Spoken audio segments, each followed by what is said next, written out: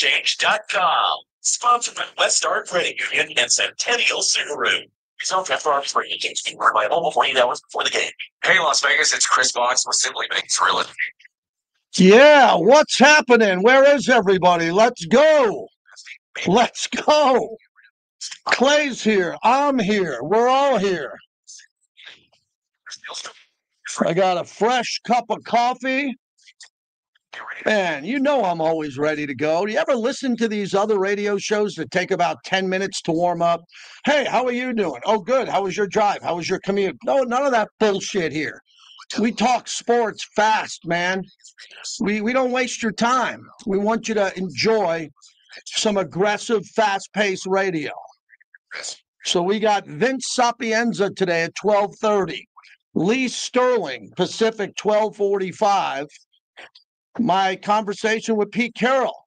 I got a big download. And then we're trying to get wasted talent. I'm moving him from every 2 weeks to every week because I think he's an incredible talent.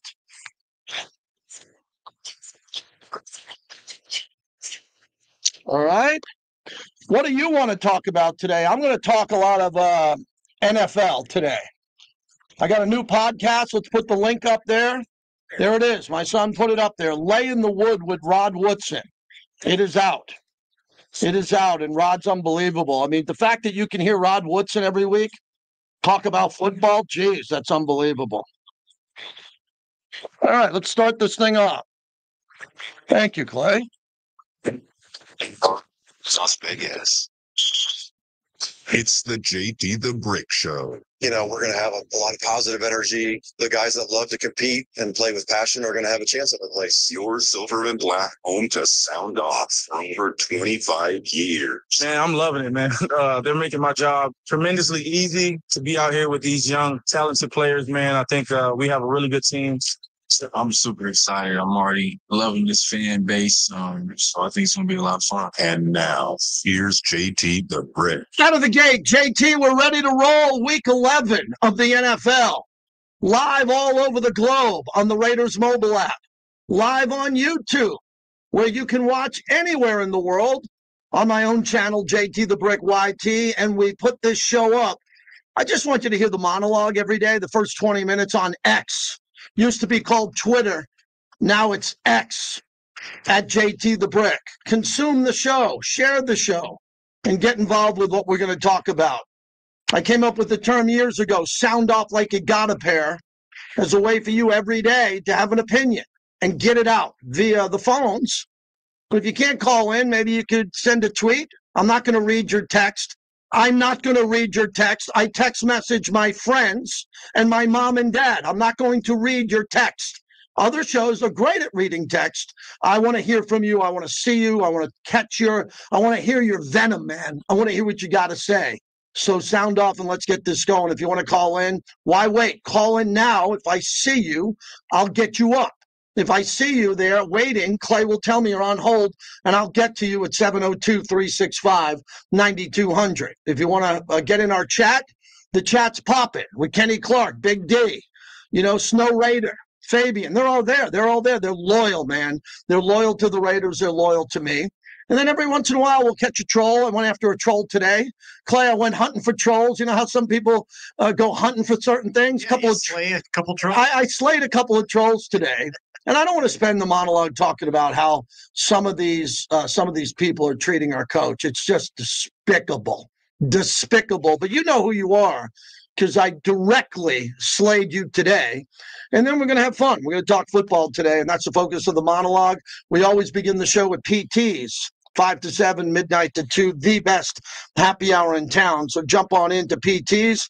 And tonight, the hockey game, the team of my youth, the New York Islanders. I grew up in the heyday of the Islanders. Mike Bossy, Brian Trottier, Billy Smith. I mean, you're talking about Bob Nystrom.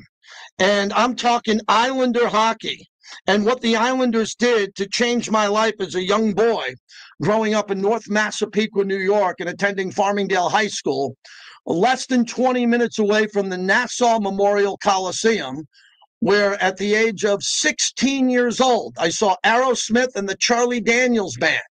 And I bring that up, Clay. It was very important because my dad was very strict. I'm the only son. I have 2 younger sisters. My dad was strict. But for whatever reason, I convinced him at a very young age to let me go to sporting events and concerts. And I wasn't a great kid, man. I got in trouble a lot. I wasn't the greatest student. And my dad's an iconic guy back where I grew up. And for whatever reason, my dad would let me get in cars with friends and go to the Nassau Coliseum to see hockey or to see concerts. Clay, what was the first concert you ever saw in your life?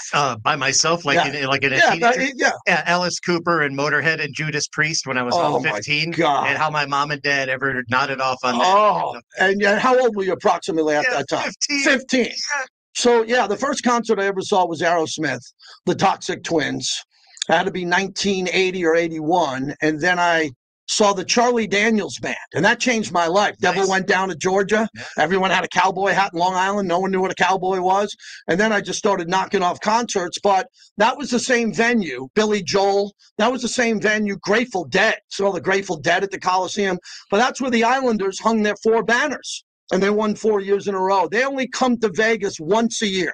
They're here tonight to take on the Vegas Golden Knights. Vince Sapienza, our morning show host who covers VGK, will preview that game at the bottom of the hour as we get going here.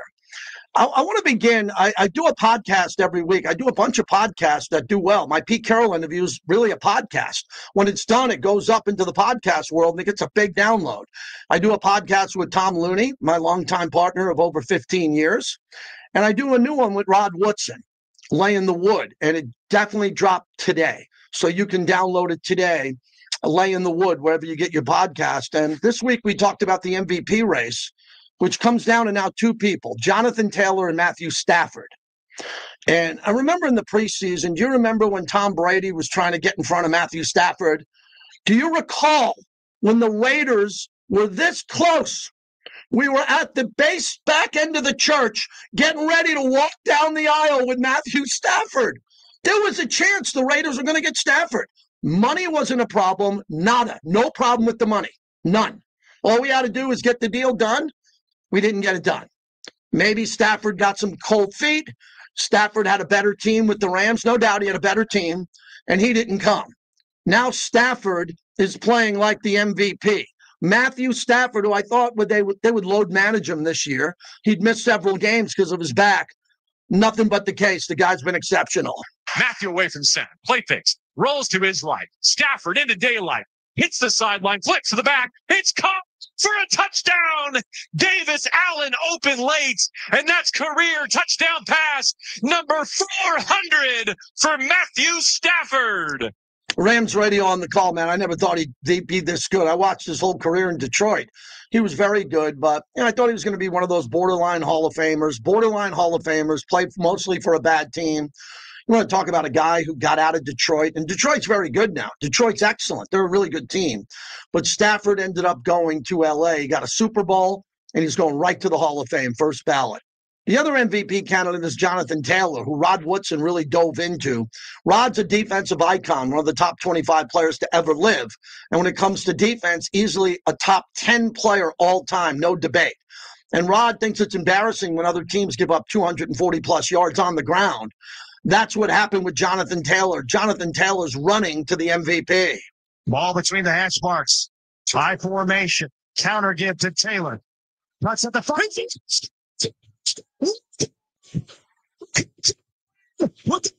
Touchdown! With this rushing touchdown today, time the Colts send everybody in Berlin home happy. Final score: Colts 31, Falcons 25.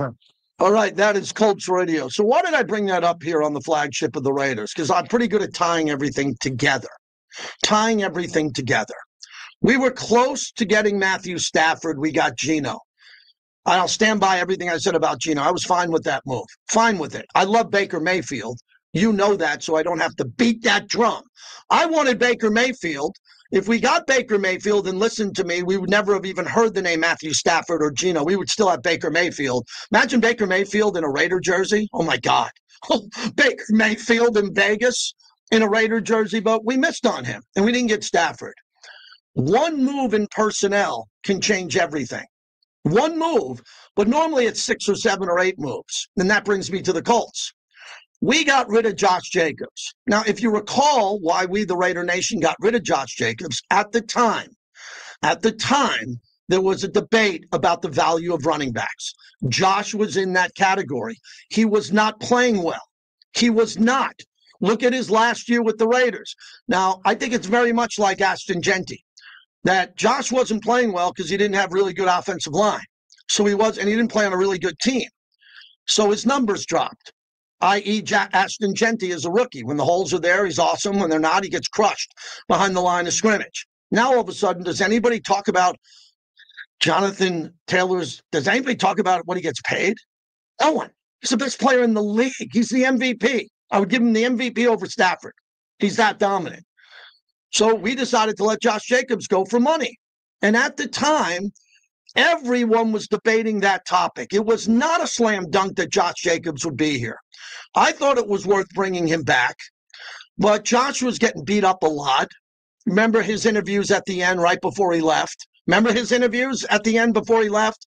I'm not saying he was done with the Raiders, but he was ready for a change, and he got it. Now look at him at Green Bay. So the 2 MVP candidates, you can kind of connect to the Raiders, the question of personnel and how the Raiders can turn it around. So on this podcast that I did with Rod, and it's out there now laying the wood, we dove into the Patriots. And the question I said to Rod Woodson is, how the hell did that 4-win team go to where they are now? Because we were a 4-win team. We'd like to have 4 wins now, wouldn't we? 4 and 5 would be pretty good. And I said, how the hell did the Patriots get there? And Rod Woodson mentioned 2 people, Josh McDaniels, the play caller, and Drake May. They're calling great plays for Drake May, very simple plays and plays that get him open. Oh, they drafted an offensive lineman in the first round. They did. I was more for Ashton Genty. I want to secure Ashton Genty and Brock Bowers long term. We can get an offensive lineman somewhere else. We can get one. We're going to have to pay for him, but we can get one. But all of a sudden, the Patriots have 8 wins. And the Colts just boat raced us in Indy. And we beat the Patriots. So for this week, what I've been struggling with, and not struggling like you would struggle with a family member or a sickness or financial stuff, what I've been struggling with is how people don't realize how close Pete Carroll thinks he is in a couple of categories. Okay, not with the team overall.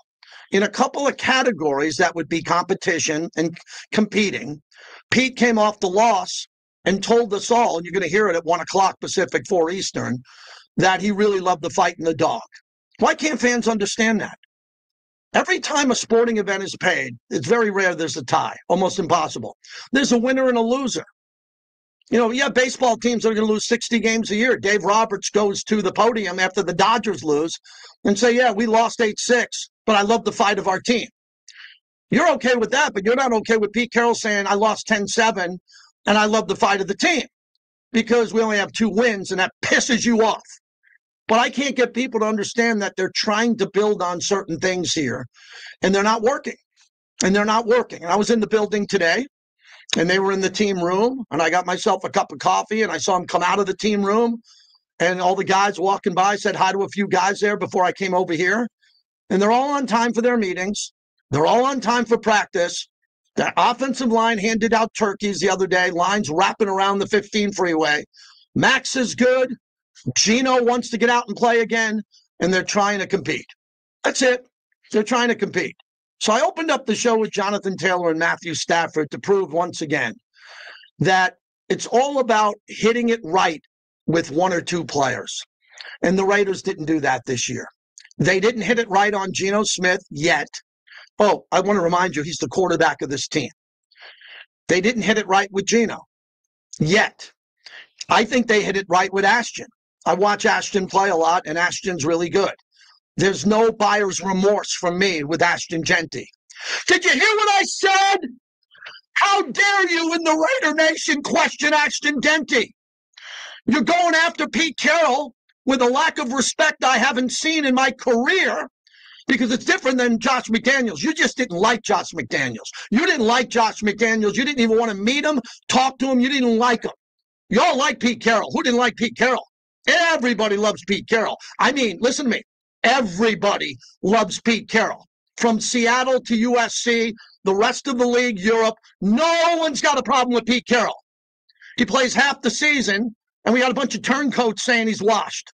How dare you? How dare you? You want to say he's not coaching well? And man, I don't believe in the timeout he called. I got that for 10 games from Antonio Pierce. When some started turning on Antonio Pierce, another good guy to me, really good guy, what were you turning on? Clock management. You didn't have the right to get on Antonio Pierce about practice. They practiced their ass off. You had no right to get on Antonio Pierce and say, I don't like his energy. He had more energy than all of us combined. You got on him for clock management, some of the decisions in game, and the fact that they just lost 10 in a row. And then once you lose 10 in a row, you're on the hot seat. Pete Carroll is a made man. If we're talking the mafia, he's not a captain. He's the head of the family when it comes to the mafia movies. So Pete Carroll gets a little bit more leeway, not only than any recent Raider coach, but all other coaches in the NFL, like Brian Daboll, like Mike McDaniel. Shall I go on? Mike McCarthy. You know how great of a coach Mike McCarthy was most of his career? He coached Aaron Rodgers, Brett Favre, and Dak Prescott. Hell of a coach, Mike McCarthy. He's been fired a few times. Pete is trying to fix this. You're going to hear at 1 o'clock what he's excited about. All I would say, and I said it today, all I would say is where is the respect? Where is the respect on Pete Carroll for trying to fix this and giving him an opportunity to do it and having the respect of his entire legacy? The one thing that will turn me off the rest of my life, if I know you, I don't, or you're an acquaintance, if you don't respect the accomplishments of someone their entire life, someday they're going to take me out. And I don't want to be judged by my last 3 radio shows or my last year. I want to be judged on 30 years. I want people to say he's won the smack off in 96 and he worked till blank and he kicked ass every day. Not the last 2 weeks. That's what we do now in society. In society, someone gets furloughed or fired and everyone goes, oh my God, what'd they do? They did nothing. They had a great life. They had a great career. It's coming to an end this chapter. I wrote a book called The Handoff. A lot of it had to do with my mentor, Andrew Ashwood, who died on this day. He died on November 13th, 2008. He was by far the most important person in my life on radio, other than my dad. The greatest programmer I ever met, the greatest leader I ever met. Every day I struggle without him. Every time I pop a microphone, I mention Andrew Ashwood in my mind when the microphone goes on. He died today, and it changed my life in 2008. I think of him every day. He had a legacy. He started at WOAI as a programmer. Before that, he was B.J. Hunter, a legendary rock jock. And then he climbed his way to the top of the mountain and became the vice president and program director for a national network, Fox Sports Radio. And then, oh my God, he got terminal cancer. Terminal cancer at the peak of his life. And when I spoke at his funeral, and I held his hand as he was battling chemo at the end of his life, and he had so much more he wanted to do. Man, he wanted to revolutionize Fox Sports Radio. He was talking to Bobby Knight about giving Bobby Knight a show. Like, we would have these great conversations, and I'd say, Bubba, he called the gorilla, we're good. It's going to be waiting for you. Let's get through the fight here. He didn't win the fight.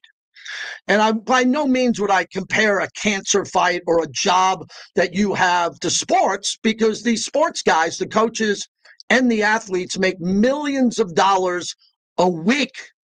Not a year. They make $1 million a week.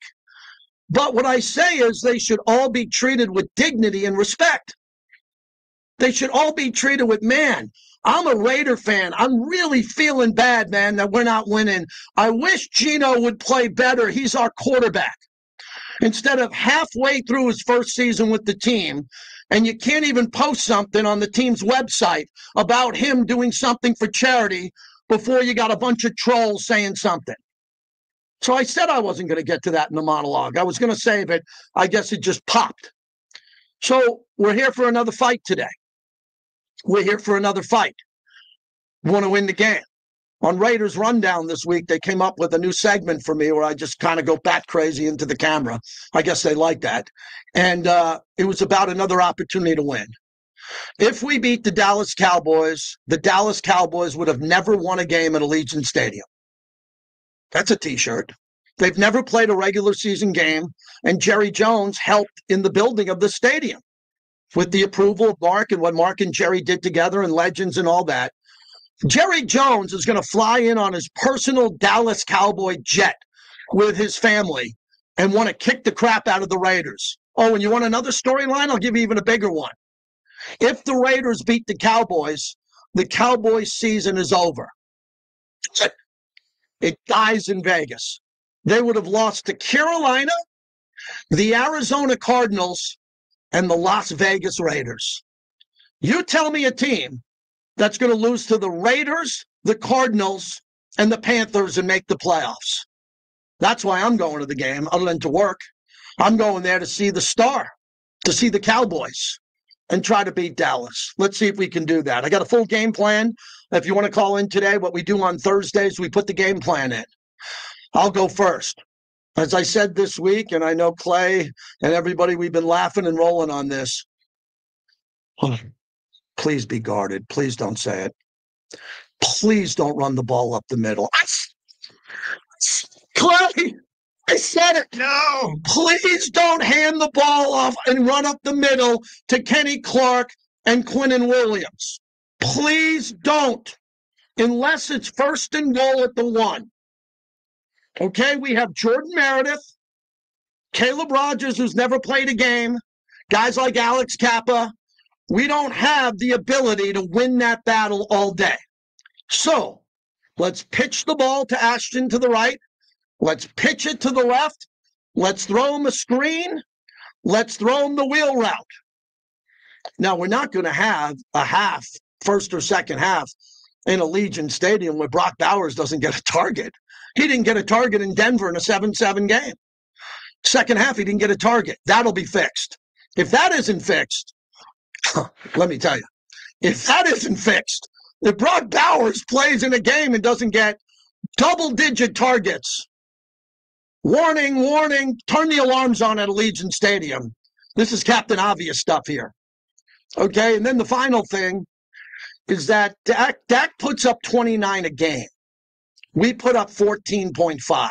Oh, boy. 30 minus 15 is 15. They outscore us by over 2 touchdowns. Average. So here's the deal. You better embrace the shootout. If anybody thinks we're going to win this game 14-13, turn in your Raider card because we got no chance. We better embrace the shootout. Don't tell me you want to shorten the game. We're 2-7. Don't tell me that. I don't care. I don't want to shorten the game. I don't want to play scared. Phil Villapiano, Skip Thomas, George Atkinson, may he rest in peace, never played scared. Matt Millen and Howie Long never looked at each other and said, let's make sure we only give up 30 because we'll win. Plunkett will bail us out. No, they went out to every game to try to kill people and stop the game and win. So, but we got to embrace the shootout. And how's Geno going to do that if they can't block? Well, you got to move the pocket with Geno. Okay, so number 1, embrace the shootout. Number 2, don't hand the ball up the middle. Number 3, get the ball to Brock Bowers. And most importantly, get Geno away from their defensive tackles. Have him sprint and run if he can. And if he can't run, put in Kenny Pickett. And if Geno doesn't look good by halftime, and I'm sitting there in the Twitch club at halftime, and I'm sitting there and people are coming up to me and saying, JT, what's going on? And we don't have points on the board. You could make a quarterback change. It would be fair. But I think that Geno's going to answer the bell. I've been saying it now for weeks, that I'm hoping that Geno is able to do something and open up the game and get a couple of scores and get this thing moving. Michael and Henderson. Michael, you're up first. Go ahead. Hi, JT. Thanks for taking my call. Yep. We're going to win. We're going to beat Dallas. I think that was the best defensive game we had against the Broncos. They were they were playing with an attitude, you know? Mm-hmm. It just looked great. I mean, the block punt, otherwise we hold them to like 7 points. I want to keep that attitude. That was something I hadn't seen for a while. That was like the 80 Raiders. The other thing is, I just want to work on the offensive line this year in the draft. I want to just go offensive line and add a couple more guys on the defense. You can't be mad at me if I tell you, JT, I want to have the best offensive line. I'm not mad. I want to have a great offensive line. I want to keep JPJ, and I want to get rid of all the other guys. No, you don't want to. Hold on. You don't want to get rid of Caleb Rogers, who was drafted last year and is going to play in his first ever game here. You don't want to get rid of him. He could be good. The 2 rookies and JPJ. Otherwise, they're all gone. That's what I want to do, and I want to just, if we have to trade down and get 2 picks, if we get number 5 pick this year, maybe we can trade and get 2 linemen right away. Okay. That's just, you cannot be mad at me if I say, JT, I want a great offensive line. I wouldn't be mad at you. I want to build, JT, I want to build the model that the Colts are doing right now. Great running with a great line. Okay, thanks for the call. I appreciate that. I would not get mad at you if the Raiders drafted 2 offensive linemen in the first round. I think the Raiders are going to get a quarterback in the first round with their high draft pick. But I ain't talking draft. I'm not talking draft. I'm trying to fill segments during the season, which are supposed to be my easy time of year, before we get to the off season. That's the monologue. Right. Hey, thrilled to remind you, when we talk about all of our proud partners, I'll be over at La Casa Cigars tonight. Mike does a great job at Tivoli Village. We're actually going to dinner tonight with another friend, Boston Mike. We're going to have a cigar either before or after, because I got the Thursday, Clay, and that's kind of like my Friday. When my wife just rolls her eyes every Thursday when she's like, oh, look at you. Look at you. You're ready to go out. I'm like, yeah, I had a big week. I did the pregame show. I did the postgame show. I did 3 Mad Dog shows. I did 4 Raider Nation radio shows. I did 2 podcasts. She's like, go. I know you want to go out with your friends, so I will go out with my friends tonight. And Clay will be at Chickies and Pete's for the Clay Baker special, 20% off of your bill. So if you want to drink maybe 6 or 7 Modelos and take a cab or an Uber, Clay, you're saying you'd get 20% off that tab. That's all it takes. Just tell them Clay Baker sent you. You get 20% off the beer, the wine, the alcohol, and the food combined. Who loves you more than Clay Baker and the Chickies and Pete's? Shouldn't everything in Vegas be 20% off? Yeah, just for living here. For locals living here. Yeah. We should. I've done a podcast on this in the past. My JT new rule. Bill Maher says new rules. New rule. If you want JT to come out with you, which I'd love to come out with you, there's got to be some type of deal. And that's why we have all these partners, 19 of them, to try to give you a deal from anything you need. All right, when we come back, Vince Sapienza, he covers the Raiders here in the morning. It's his bi-weekly hit. The Golden Knights are in town. Lee Sterling will give you 3 games for free. Pete Carroll and Wasted Talent. Man, that's a hell of a show, and I have nothing to do with it. I just pilot it like your captain who's trying to make sure your flight isn't canceled and you don't have a 2-hour delay.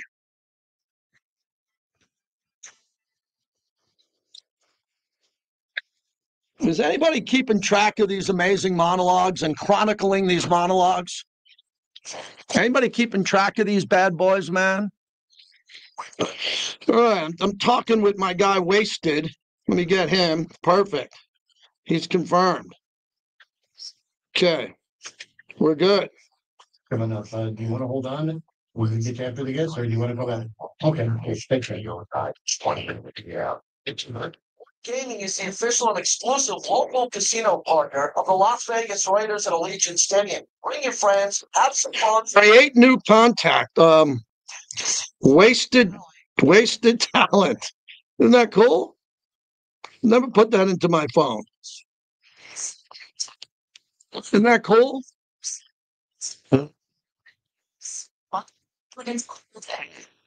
Screen when in sight. You can also protect your neighbor. This is the first day I wore my patented vest. I have a bunch of vests that I wear because it's going to get really weird coming up. Nevada Broadcasters Association and this station. This is JT the Break for Finley Vogel, Las Vegas. What incredible deals they have, and especially if you're a member of Costco. Their Costco program returns all model year 2026 XC40s, $1,000 for Gold Star and business members, and $1,250 for executive members. To summarize, hey, I need everybody right now. I got 230 people here. I should have 230 subscriptions to Lay in the Wood, the Rod Woodson podcast with me. Come on, man. I don't ask for much, right? Lay in the Wood. Just hit subscribe right on YouTube. You're all on YouTube now. Go to Lay in the Wood. Hit the subscribe button, man. That's what I need today. I need that today. Changes detailing body work, engine and transmission rebuilding. And ZAP provides towing and diagnostics with qualifying repairs. No appointment necessary. 24-hour service. Zip Zap Auto at Shuttle and North Durango Drive.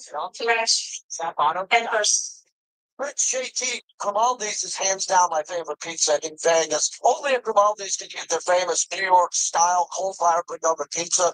Grimaldi's has 4 locations in the Vegas Valley, or check them out online at Grimaldi'sPizzeria.com. All right, what live reads do we have to do today? Live reads. We're pretty up to speed. Hold on.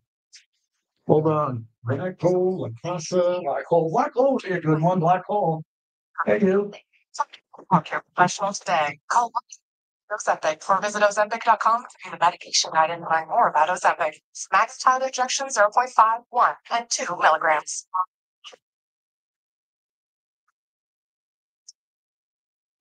The Vegas Golden Knights are back, and so is Terrible's Game Day giveaway on the all-new Terrible's Plus Rewards app. Every week throughout the season, one winner will score a $2,500 grand prize, including 4 tickets to a premium terrace table, a $1,500 shopping spree, and a hotel stay at Southern Resort Casino. The online purchase to enter using your Terrible's Mini and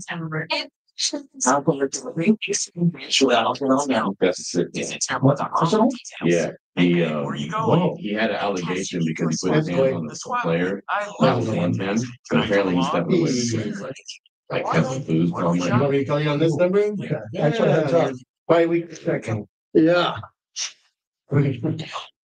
Yeah. Shu just told me. Let's get back. Oh, I like that. Be right back. Look at the graphics from my son Jason, man. Is he rocking or what? Like that. Like that.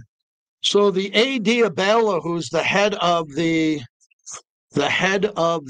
college football playoff, has just stepped down. That's big.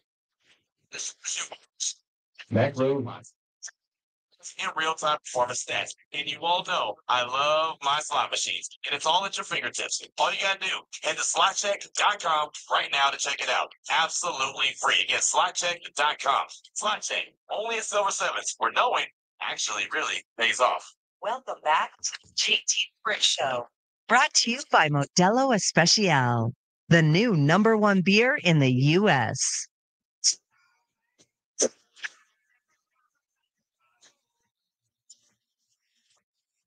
Geno Smith is in the shotgun on 2nd and 3. He's back to throw, eyeing the right, steps up into the pocket. Oh, he's going to strike it in. Reach the top. Touchdown. He is 3. Fires 26 for the middle. And the Raiders with 1:52 to go. Regain the lead. Get the ball to Brock Bowers, the big guy who watches this, the big guy. He knows I say it because I mean it. Get the ball to the big guy. Jason Horowitz, the voice of the Raiders, as we're brought to you by M Resort. Do you know that they have the big UFC fight on the patio? So a lot of people ask me, JT, where do I go watch the fight? Where do I go watch the fight? You can go watch a fight wherever you want in town. We live in Vegas. You're an adult. You can go anywhere, but we got proud partners here. Watch UFC 322 on the patio. No cover. At patio at M Resort. No cover. So I think that's really cool. You can go to the Raiders Tavern and Grill. You can go to Anthony's. You can do whatever you want there. Have a great time. Go out to the pool. But this is great. So it's coming up here Saturday, November 15th. Doors open at 5. M Resort. Watch UFC 322. I was listening to Vince Sapienza, Clay Baker, and Vinny Bonsignore on my ride over to the Raiders today. And So Vince, you got a big thing last night. My wife even said, Vince is working hard. He's doing a segment on UNLV hockey as I was watching the 10 o'clock news last night, which I want to begin with that. The Rebels, the Rebels are sneaky good. The Skating Rebels, which I did not know, the Skating Rebels are sneaky good. Classify them as a college hockey team with club and what they're doing at the Fortress. And I want to see them play more.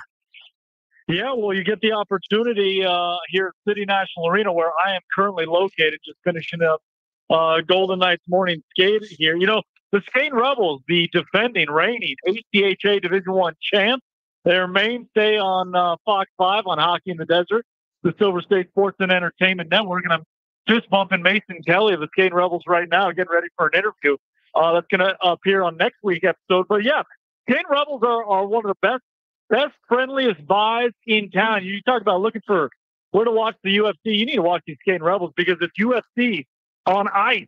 Sometimes they like to drop the mitts, JT, and I know you're a big fan of that physicality over here at CNA. I love it. And it's right. I used to walk there during COVID. We used to give walks, and I'd walk from my home to City National, and I loved it there. I love the ballpark. I love the world headquarters there, right there in downtown Summerlin. Vince Sapienza for a few minutes here.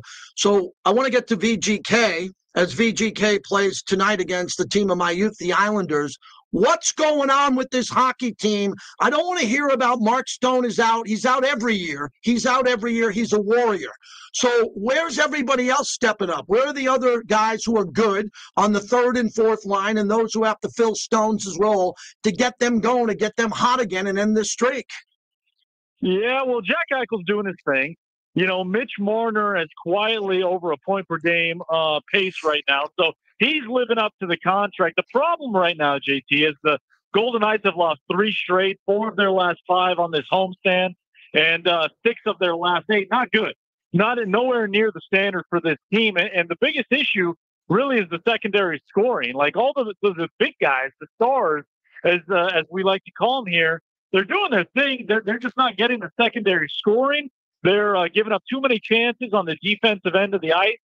So, you know, it's still early, but it's also not the norm for this team. This team is used to coming out of the gates hot, playing quick, racking up points early in October, November, and early December. And then when, you know, hockey starts getting hard to play, the dog days of winter, as they say in hockey, you know, that's where things kind of even up. But if you look across the NHL, there's tight games left and right. There's a lot of games that are going to overtime, that are going to shootouts, 1-goal games. So the parity in the league right now is probably at an all-time high.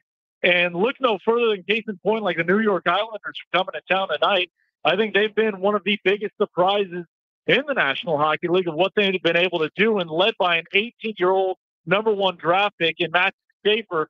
And this kid, JT, I got to tell you, I know you're going to be at the game tonight. Mm-hmm. This kid's worth the price of admission. Yep. He's 18 years old, and he's playing the most minutes on the New York Islanders, averaging 24, 25 minutes a night, and he looks every bit the part of a veteran defenseman. So he's a fun one to watch. Great story to go with it. If you don't know about it, I suggest you guys look it up. But great story. As far as the Golden Knights go, get it right. This team's too good, too skilled, too talented to not get it right. It's just a matter of time. And talking with the team just now, they feel like tonight might be that kickstart as they get set to go on another lengthy road trip coming up. All right, I know you got an interview coming up, so just tell me finally, what's the temperature on the morning tailgate with Geno Smith, Pete Carroll, and the listeners to Raider Nation Radio? You're like me at Game of Thrones with the dragons coming at you every morning. What are you doing to calm the souls of the Raider Nation as the Raiders try to get a win against Dallas? Yeah, you know, I'm sure Clayfield did it. It was testy this morning. Raider Nation was hot this morning. They were not having it. You know, if you look at this season, it's been a disaster. It's been a failure thus far. This is not where the team wanted to be. This is not where Pete Carroll thought they would be. And there's a lot of players on that team, Geno Smith included, that did not think they would have the seasons that they're currently having. That said, you look at the reality of the situation where they're at. They're a 2-7 football team, have a chance to go on Monday night and upset the Dallas Cowboys at Allegiant Stadium. That's the reality of the matter. The other truth of the matter is the Raiders have had opportunities to win games. This isn't like last year, despite what Raider Nation feels like. This is not the same team that went 11 weeks without a loss. Now, you look at the standings, at this point, a year ago, they're in the same spot. I understand that. But they had 3 games in total, where you're sitting there saying they should have won that game. And if you look back a year ago at this time, you can't say that about any of those losses at this time. Is that progress? Measurements say yes. Okay. Eye test says no, right? But progress is being made. At some point, you have to leave and let live. You have to let them go through it, and it may be baby steps. Maybe baby steps compared to what many thought during during training camp, like I did. I was out there every morning. I was watching practice, and it looked different. It felt different. I can't deny that. I can't go back in time and say, oh, what I was seeing was a mirage. It just has not lived up to what we saw in training camp. And you can point out a lot of reasons why. Geno Smith will be the first person to put it on his shoulders. Injuries are another part of it. But the truth is, it's a young football team. The roster is nowhere near where Spytek and Pete Carroll want it to be. When will it get there? Only time will tell. But I think this team is a lot closer than their record says. That's not saying I think they're a Super Bowl contender this year. But I do think steps are being made. They just got to let the young guys be young guys, and you got to live through the lumps. Take care, my friend. Enjoy the game tonight. I hope to bump into you. Take care. Thanks, JT. All right, Vince Sapienza, who will be at the game tonight. I will be in the lower bowl. Sometimes if I need a credential, I ask for it nicely. They accommodate. I got buddies who got tickets. So I would love to go to a game with you if you have an extra Golden Night ticket. Some nights when I'm home, because I work Sunday, Monday, Tuesday. So I can't go Sunday, Monday, Tuesday. But, we used to do this promotion at the Ticket 1050, bring the brick to the game. I'm not begging. I'll stay home and watch it. But if you'd like to come to the game and let me sit with you, I'll buy you a beer or two, and I'll watch a Golden Knights game with you. I love going to the Golden Knights game. It's kind of like going to a high school and a college reunion. Every time I go there, I go through the concourse, and I bump into so many people that I know, and everybody's having a good time. It's fun. It's loud. It's exciting. It's entertaining. That's the way Raider games are most of the time, unless we get one of these games where the Raiders don't score. Raiders put on a hell of a show. You got a halftime concert every game. You got the only pregame show in the NFL. There's 32 teams. We're the only one that does a show in front of the crowd of our size at the Torch. You know how honored I am that Silver and Black production and my bosses put me and Eric Allen at the Torch? Go to the Titans pregame show. It's in a bar. It's in a bar on Broadway. We're at the Torch. So, man, Vegas is the sports and entertainment capital of the world, but you got to win. And the Golden Knights are not winning right now, and that's kind of a surprise. But hockey is a long season. Football is not. So if you're not winning in football and you're dropping game after game after game, then it's tough because, you get a couple of home games a year. You get 8 or 9. That's it. And the fans deserve some wins. Open phone lines. We should never have none. We're looking for the game plan. I gave you the game plan. Don't hand it off up the middle. Do we got a T-shirt maker? Can someone make that T-shirt? Don't hand the ball off up the middle. I don't want wasted plays. We got wasted talent coming later. I don't like to waste a play. You know what a waste of a play is, Clay? 1st and 10 on your own 36. Handoff up the middle, no gain. Now it's 2nd and 10 or 2nd and 9. I can't give up a play. We don't have time to give up first down. We're not good enough to give up first down. That's a wasted play. Coming out of the tunnel to start the second half, we take the punt out to the 23-yard line. 1st and 10. Hand the ball up the middle, loss of 1. Wait a second. We spent the whole halftime in the locker room adjusting. We're not adjusting by handing the ball off up the middle. It doesn't work. We're not good enough.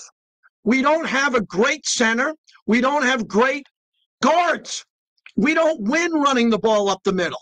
Well, you have to run the ball up the middle, JT. You have to a couple of times a game. No, we don't. No, we don't. We don't have to waste a play. Our plays need to be more productive. Fred Biletnikoff always told me we had 9 plays. Excuse me? We had 9 plays. They ran those plays over and over again and variations of them. Cliff would be in motion. Freddie would be in motion. Same play. Freddie's going short. Cliff's going long. What's the deal? but they had Art Shell and Gene Upshaw. So when they ran the ball, they're doing a feature that I saw on Mark Van Egan. When Mark Van Egan, who came from Colgate, who wasn't a legend, he wasn't Earl Campbell. He won 2 Super Bowls. You know what they did with him and Kenny King? They ran the ball behind Art Shell and Gene Upshaw. They won their battles every time. Can you imagine being a defensive end and a tackle going up against Gene Upshaw? And Art Shell, they ran people over. We don't run people over. We get pushed backwards. We know the play. They don't. And when we snap the ball, we get pushed backwards on running plays. Passing plays, you start backing up. Right? Hike, you start backing up. You're pass blocking. When we run block, we're getting tossed from time to time. Tossed. That's got to stop, man. Caleb Rogers is going to play his first game. Hold your fort. Hold the ground. Don't get moved. And if you're on a running play, hammer it. Take someone's head off in the second level, please. Joe in East LA on the flagship. Hello, Joe. Hey, what's up, JT? Long time listener, first time caller. Thank you. Yeah, I'm just calling in to see about why are we so predictable, man? Why not run some plays like some screen passes or how about the plays that we run on our first drive of the game that always seems to work, and after that seem to just die out after that. I don't think Chip Kelly historically is a predictable guy, right? Chip Kelly, for everybody who criticizes Chip, and I think Chip historically is a superb play caller. Not happening now because of his offensive line, his injuries. Brock missed 4 games. You know, Geno's not playing well. But it's fair to criticize the play calling. I do it all the time.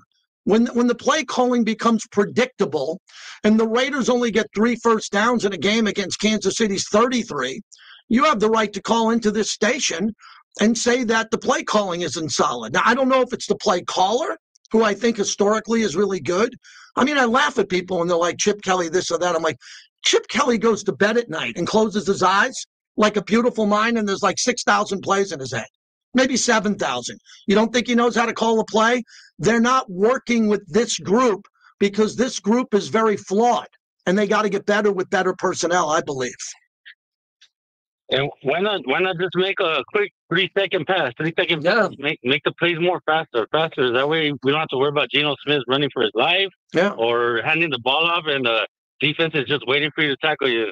Okay. It's kind of ridiculous. I would think by now we would have this figured out, but it feels like the same thing every year. You know, just stressful, but I'm a longtime Raider fan and I'm here no matter what. Appreciate you. Stressful, man. All right. We appreciate you're here no matter what. We don't have a radio station. We don't have advertisers.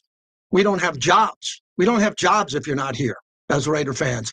And Clay, for those who say, you know, let's get out. Let's play the music because Lee's coming. I'll get your comment on the other side. For those who say run a short play, that's where their linebackers are. Their linebackers are at the line of scrimmage to jump Geno's route. I agree with you. I do a 3-step drop and get the ball out. Don't you think those linebackers realize that? That's the same thing they do. Lee Sterling has got 3 games for free. If you're a gambler, you can't miss it. That's coming up next, brought to you by Boyd Gaming. Boyd Gaming for the locals in town. Previously on Unnecessary Roughness. I'm here, chat. I'm here. Just got to take a second off. I'll be right back. Talk amongst yourselves. We got 280 in here today. Nice job.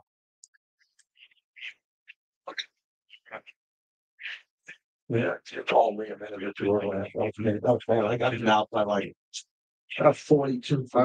Snap your charge, man. Radio.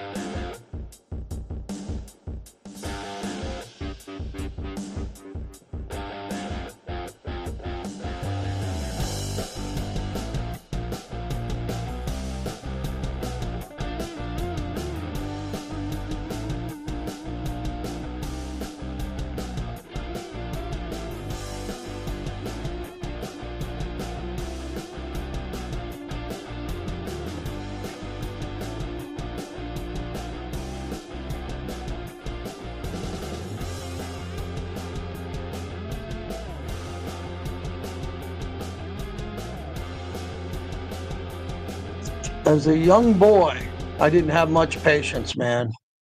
My mom and dad would have to remind me of that all the time. I was saying my mom and dad would remind me my whole youth that I didn't have patience. Patience. My dad used to make me write on a letter pad, think, when I'd get in trouble. He'd say, write, go over there and write think 1,000 times. And he meant it 1,000 times. Patience. Raider fans don't have patience, and nor should they. This has been a 20-year post-Rich Gannon window of not winning. We need to ramp this thing up. Got to ramp it up a bit. All right, coming back with the Patriots touchdown. They play Thursday night. Pat? Lee Sterling ready? Yeah. Okay. Sweet entry. 30 minutes to concern moms and your scoring moms covered. Oh, and happy hour. Twice daily, half off all drinks, even the cushion. Yeah, we said it. Visit ptstaverns.com. That's ptstaverns.com to find your neighborhood tavern today. Lee, it's JT's Brick Show calling. All right, good, thank you. Put you on hold, we'll go right to you here, okay? Stand by, thank you. All right, 1 minute. Just the store. See a mission. Black Hole Fan Store. The kind of apparel and merchandise created by the fans for the fans. And Black Hole members save 20%. Join now at blackhole.com. Once a member, always a member. Guys, ready to look your best and feel your best? The JT the Break from Raider Nation Radio.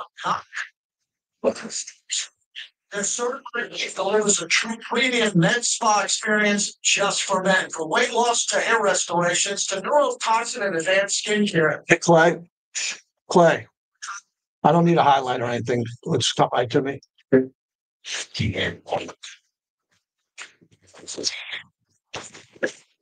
MEN.com.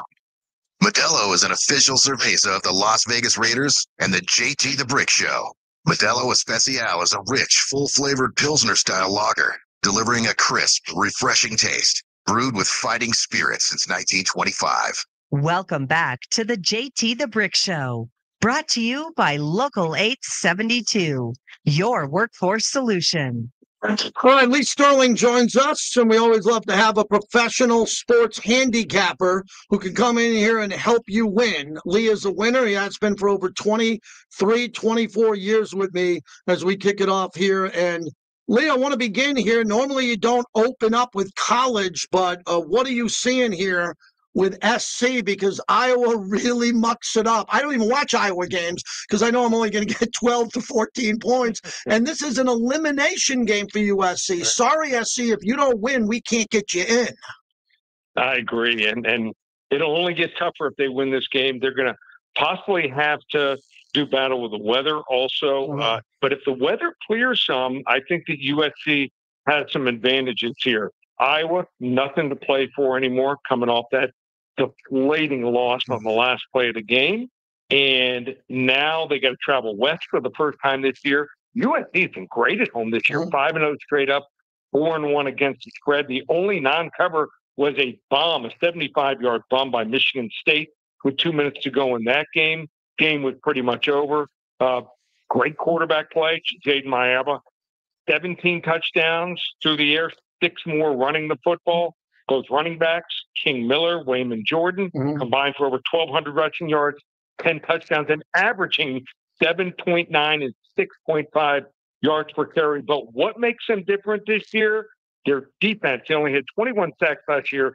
They're averaging almost 3 sacks per game this year and 1 interception per game. Sometimes you got to lay it if you want to play it. Trojans, 31-20 over Iowa. Yeah, I think USC is going to win this game. They're in a must-win game. Lee Sterling likes the Trojans. You're going big boy game, Sunday night football. Lions and Eagles. Man, the Eagles' offense didn't click. I think A.J. Brown is becoming a distraction.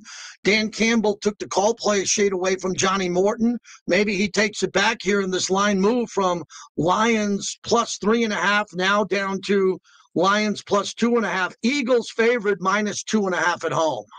Yeah, and this was supposed to be the NFC Championship game last year, but Detroit lost 7 out of 11 starters on the defense. And They just didn't have enough body to even challenge anyone, and they get knocked off by the Washington Commanders. This year, their front seven is much better. I still have some concerns at the cornerback position. So A.J. Brown might actually get the ball thrown to him and have a big game here. The Eagles did score only 10 points, but winning ugly on the road is a plus, especially against a winning opponent in the Green Bay Packers here.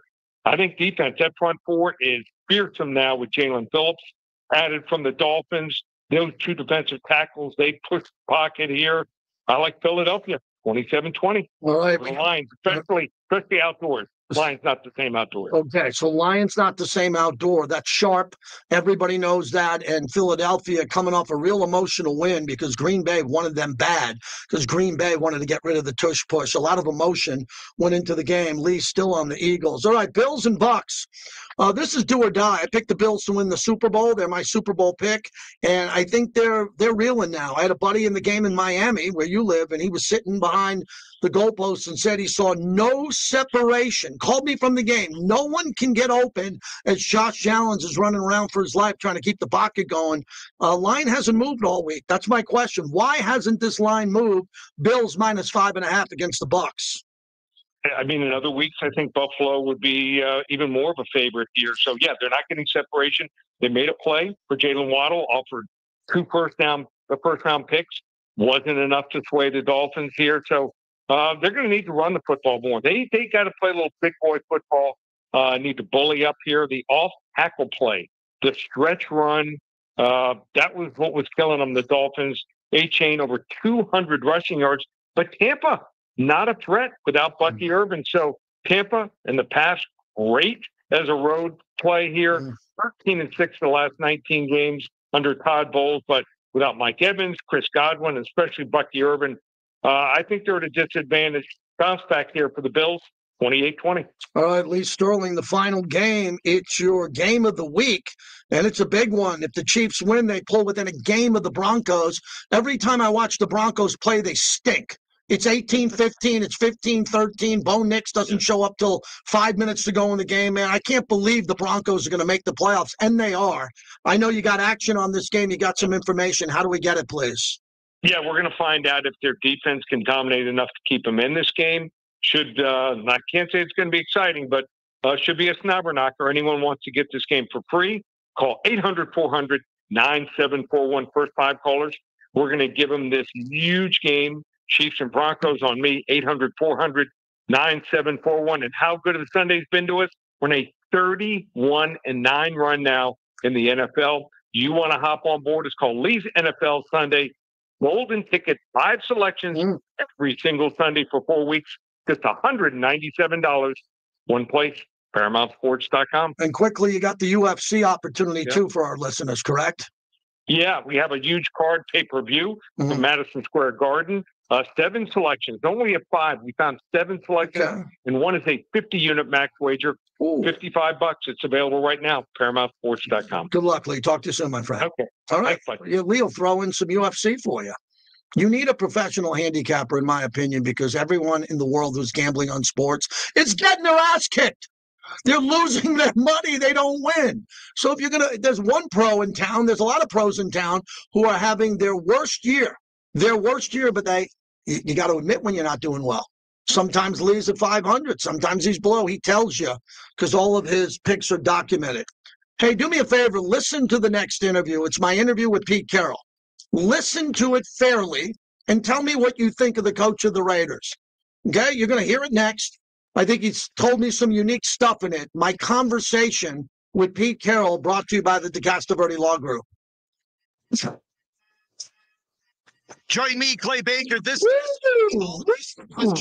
It's a good hour, man. I don't know how Clay does 3. I don't know how you do 3. If I had 2 left, I'd be struggling. You lose some starch. You lose some starch at each hour, right? I'm texting Alex DeCastroverde to let him know our interview's coming up next.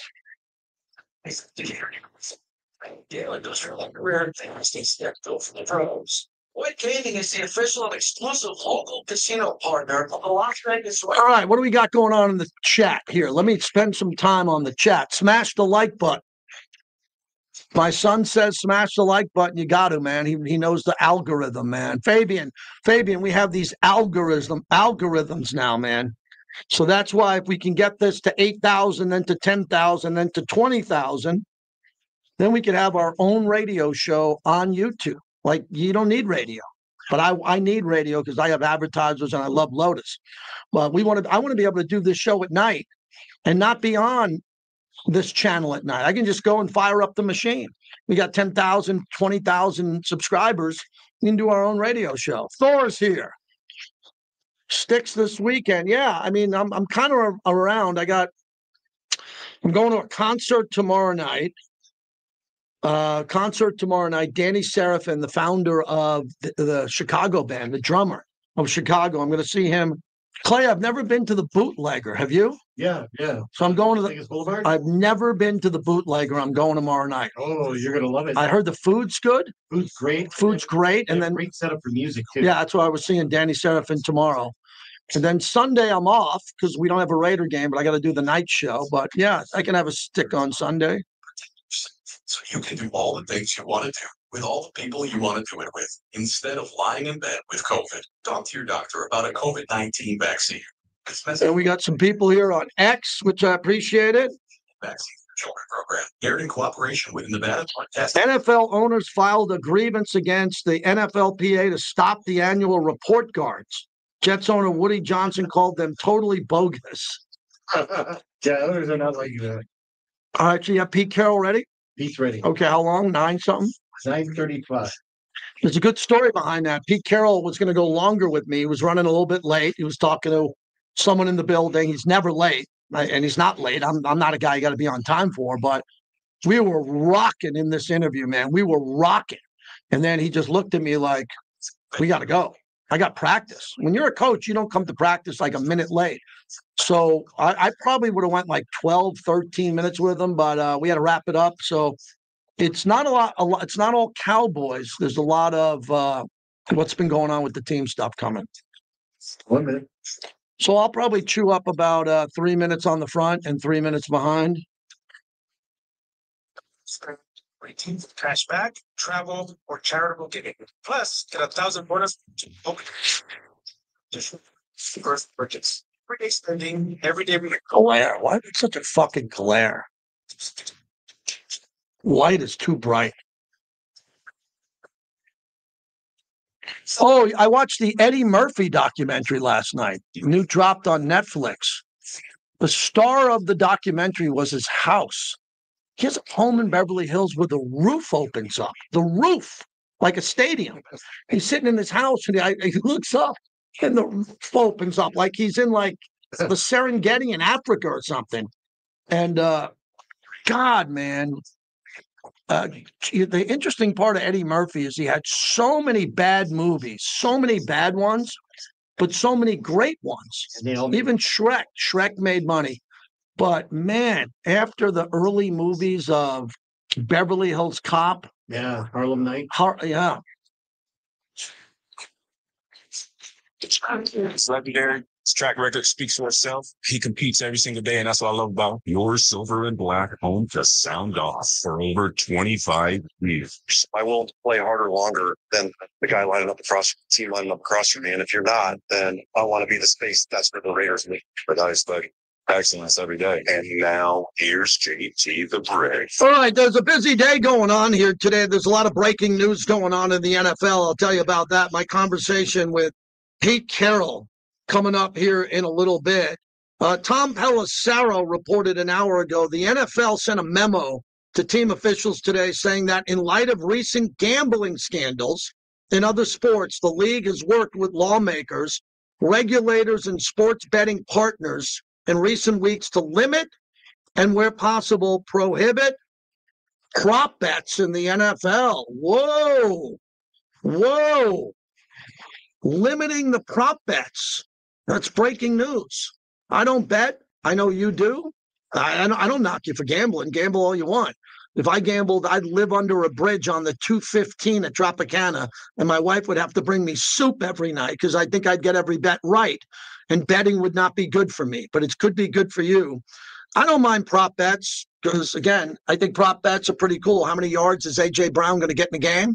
Is he going to get 45 yards? He's like, wow, he's a big wide receiver, Clay. He can catch a 60-yard play in the second quarter, and you'd win your bet before the game ended. Yeah, is Gino going to hit 262 passing yards in one game?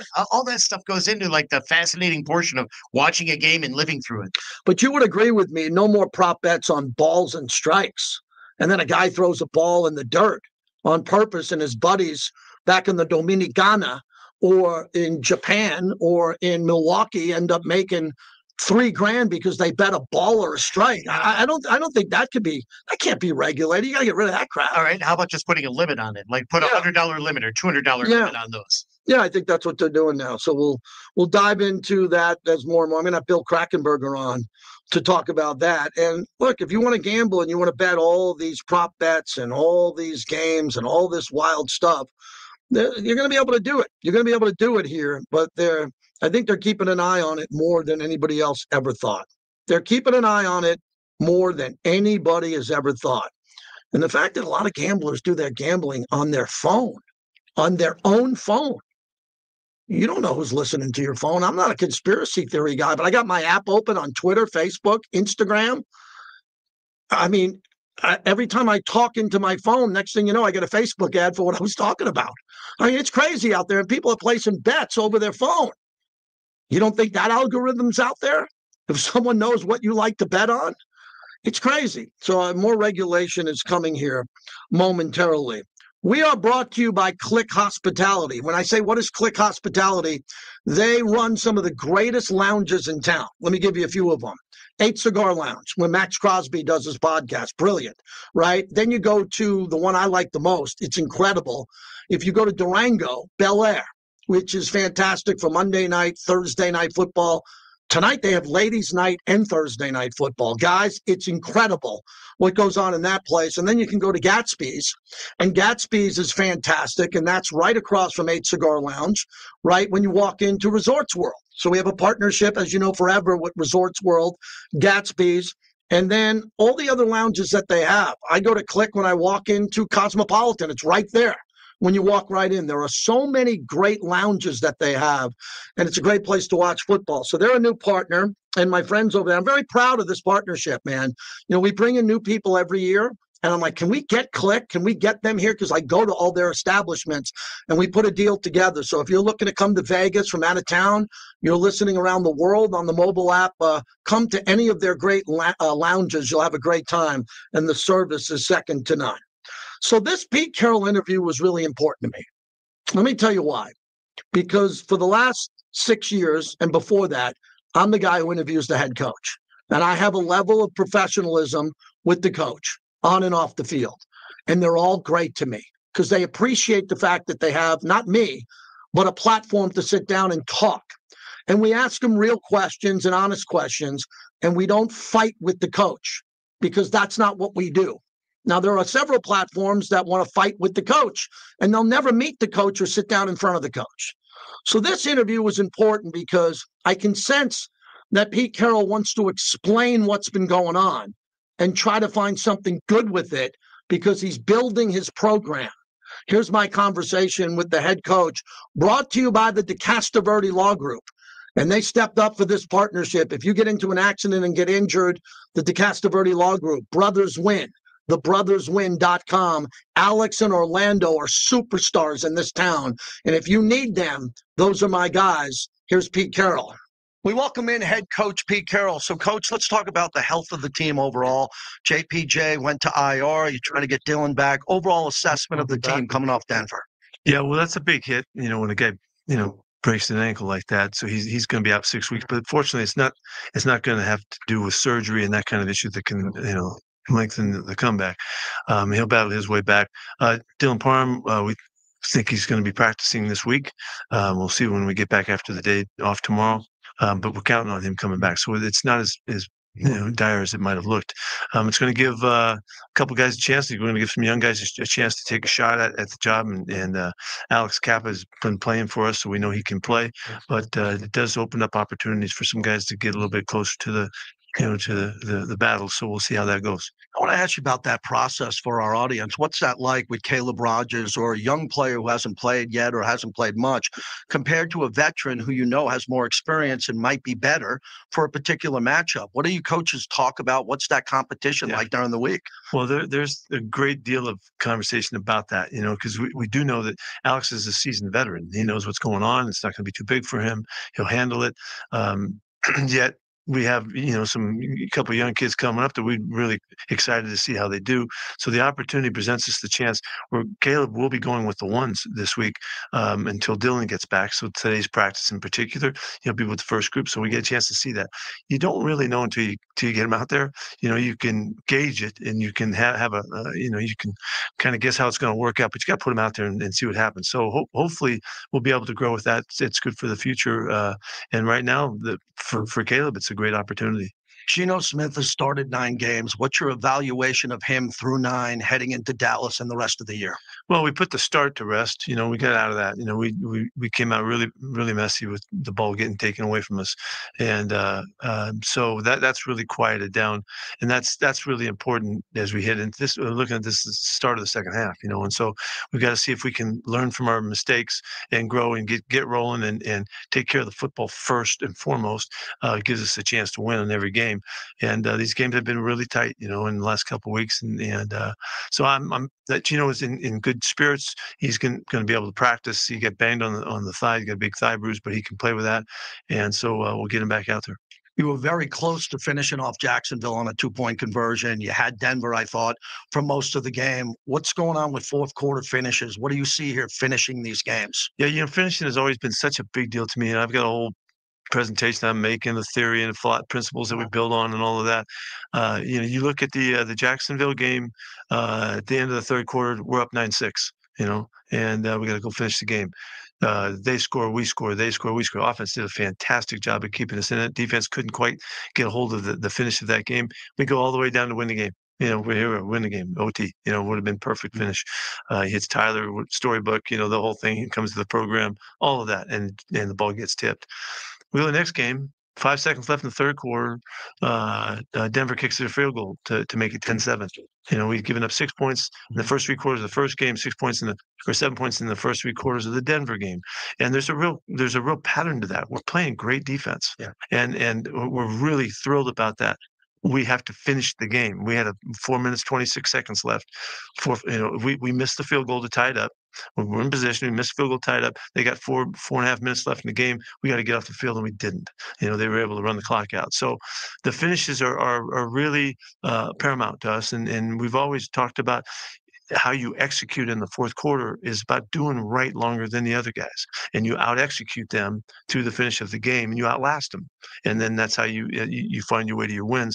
And that didn't quite come to us. I mean, it was all the way to the tip ball in the Jacksonville game. Yeah. That's it, and it comes all the way down to that one third down, that next third down in that last drive to get the ball back to the offense. And of course, we would think they're going to go down and score. That's how we operate. And Geno has done that in a number of games. He's putting us in position to win the games, and sometimes they're field goals. We like them to be touchdowns, but that has happened. So we know that's all part of our makeup, and now it's just making sure that we can finish really well consistently and be in command at the end of the ball game and get our wins. You told me since the preseason in this audience about Caillou. I watched Caillou play high school. I sat in the crowd when he was at Bishop Gorman with my son, and it was such a surreal moment to see him have 2 picks in Denver at Mile High when I remembered him playing in high school, and the development process for him and Porter, how you're getting him ready, not only for the end of this year, but the future. Sure.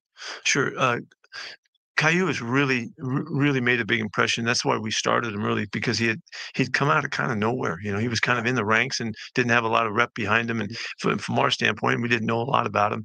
He played inside and outside. He had a pretty diverse background. But what we saw in him is we saw playmaking. He's got, as you saw perfectly in this game, he's got great hands, and he has the kind of mentality, the guys that attack the football and come through and make plays. He's got it it in him. He's tackled really well. He's been physical. He has been vulnerable to a couple big plays that really kind of offset this whole start to his really starting career. It's the first year he's ever started, and so in this game, you saw him not just the best, tremendous catch on the deep ball that he makes on the pick, but then snatching the ball after the tip. Was in total command of the moment of it. In his physicality and his awareness and all that. That really showed something. And so he's been splitting time with Darian the last few games, and it's great for Darian to get started. He's played well too. Both those guys are doing fine. It really bodes well for the future. They're both big, good-looking kids that can run well, and they're smart, and you can count on them, and they're dedicated and disciplined about it. So, and with Stokes playing so well on the other side, it's given us a real future of corner play that we can look forward to. Well, I know how much you want to win, and with that loss, you said something in the locker room after that, the battle that you saw, the fight in the dog there, what happened there? Was there something in that particular game that you saw with the team, looking them in the eye on how they competed in that atmosphere, even though the loss? Because of the week before too, in the last couple of weeks, we've seen the rise of this group to come into that game against one of the hottest teams in the NFL. At their place Thursday night, all the hype, all the buildup, all the everything, the altitude, whatever you want to call it. We built it as a playoff game, and I made a big deal about it. I wanted everybody to realize it's a championship playoff atmosphere environment. Let's see how we handle it. And the defense played stellar, and to complement with what AJ was able to do with the kicking game and the field position. The defense did a fantastic job to take the ball off. It's one thing to start back there, but to leave them back there and they have to punt the ball back to the 50-yard line. We did have seven drives. We were inside the 50-yard line in that game, and that inability to score was why we didn't win the football game. But the defense rose to the sudden change after the tip turnover and the punt block. They rose to the challenge on this. We've been very, very good in those moments. That's really about the character of the guys taking the field, and they believe in one another. They fight for one another, and they'll fight to the freaking end. And so I was trying to convey that to them, how it was so obvious to me. It reminded me, it was reminiscent of some of the great defenses that we played in over the years. I mean, in the last two games, we've given up 6 and 7 points for 3 quarters, and it was only 10 in this last one, that's balling. And so I'm hoping we can continue to build on that and complement with the offense and special teams and see if we can't really turn this thing. Dallas comes in on Monday night, and they have Dak Prescott. They have really good players, CeeDee Lamb, George Pickens. They have explosive players on the outside who are big and tall and can go up, get 50-50 balls. And your impression of Dak about competing with them for so many years? He's a great player, and they've compensated him, accordingly. And he's got terrific receivers around him. Yep. They continue to build this offensive line. They're big and they like him. Javante's given them an aggressive running game. So he's got what he needs. That offense is one of the top-ranked offenses in the NFL. Their defense has really been their concerns this year. And, Quinnen Williams can have a factor on that one. That's my last one. Kenny Clark and Quinnen Williams, and what you have to do to try to neutralize that one on the inside. Kenny's always been a good player. Quinnen's been a game wrecker. And so this is the third big-time 3 technique we've faced in the last month or so. We'll see how he factors in. He has not played for them yet, so this will be the first game, and we'll see if we can take care of him. He is a big factor. They should be very excited about their program, because the offense is doing what they're counting on. Defense is being kind of reconstructed, and I think they'll have a great future with Shadi at the helm. Good luck, Coach. Okay, thank you. All right, that was my conversation with Pete Carroll. So what do you want to get into with that? Because people that have opinions should have an opinion after that conversation. So the way that I look at it is, when I interview a coach after a win, we celebrate the win. Hey, man, this guy caught 2 touchdowns. This guy ran for 100 and whatever yards. And we recap that, and then we preview the game. The interviews now are mounting after losses, where the coach is being super honest about how much he likes the team and cares about the team, and he thinks they're improving, but the record doesn't show it. Did I miss anything? That's what he's doing. He's showing up. He's saying, we're not winning, but here's the score in the Jacksonville game. Here's the score in Denver. We're right there. We deserve it. We lost it. We did this and that, and we got to clean it up. And then we talk about the next opponent. So what he's doing now is he's not bailing on his team. I'm shocked that there's a few Raider fans that think that Pete should just say, all right, we can't do anything. He's a football coach. Football coaches go through adversity, and they try to fight through the adversity and win. And that's all he's doing. So the personal shots on this coaching staff or offensive coordinator, it's fair to criticize the results of the game. I'll never tell you that that's not fair. But the way to look at a guy like Pete Carroll and wonder what his intentions are you kidding me? Hey, are we going to kill the guy because he's loyal to Geno Smith? You have loyal people in your life. You do have. I don't know who you are, all of you, but I know you're loyal to some people in your life and they're loyal to you. Who doesn't understand that he's loyal to Geno? And Geno's his guy, and he'll probably be his guy all year. And for you not to be able to handle that or to say something stupid like the coach's career's over, let's ban this guy. Let's just hit ban for him. Let's just get him out of here and do that. And to say that, it's disrespectful. I'm not saying you have to love the coach. You don't have to love him, but you should respect him. If Pete Carroll walked into your favorite restaurant, you would stand up and ask for a selfie and say, Coach, come here. I'm Raider Tommy. Can you take a picture? You all would. So treat him that way on social media. Treat him that way on the radio. But say, hey, man, I don't like the way he's coaching. I didn't like that call on 4th down. They should have punted. Why'd they kick the field goal? They should have went for it. That's all cool. But to say and go, well, he's washed or he's past his prime. Clay, imagine if someone came up to you. You have an outstanding legacy and career in this town, and someone said, Clay, I listened to you in 2004. You're just past your prime, and you're doing the best work you've ever done. Yeah, your best days are behind you now. And so even though you continue to live on and survive, and that's your identity, your best days are behind you. You should just stop. You should just roll over in bed and not come out. Shaming people for their age. Wow, this guy is a genius when it comes to his legacy of football.